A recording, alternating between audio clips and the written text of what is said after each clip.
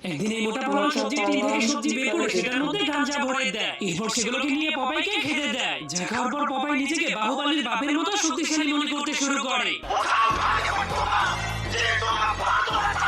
এরপর সে একটা মেয়েকে পটানোর জন্য ষাঁড়ের সঙ্গে লড়াই করার জন্য চলে যায়, কিন্তু তখনই গাঁজা খাওয়ার কারণে তার মাথার ইঞ্জিনটা নষ্ট হয়ে যায়। আস্তে আস্তে বাদ দে দে ভাই। তখনই ষাঁড় গরুটা এসে তাকে গুতা মেরে মাটিতে ফেলে দেয়, কিন্তু গাঁজা খাওয়ার কারণে পপাই সেই গরুটাকে মেয়ে মনে করে গরুটার সঙ্গে ডান্স করতে শুরু করে দেয়।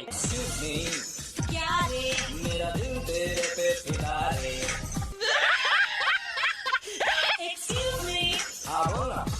मैं पहले से शादीशुदा रे এই জন্য সেই মোটা পালন হাসতে গিয়ে সেই গাঁজার পুরো ডিব্বাটা তার পেটের মধ্যে ঢুকে যায়, যার কারণে সেই মেয়েটাকে গরুর বাচ্চা ভাবতে শুরু করে দেয়। তোর মরণের চুলকানি উঠছে।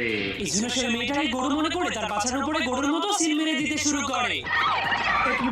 আর অন্যদিকে সেই ষাঁড় গরুটা তার 200 কেজির পাছা দিয়ে জাদা মেরে পপাইয়ের অবস্থা অনেক খারাপ করে দেয়।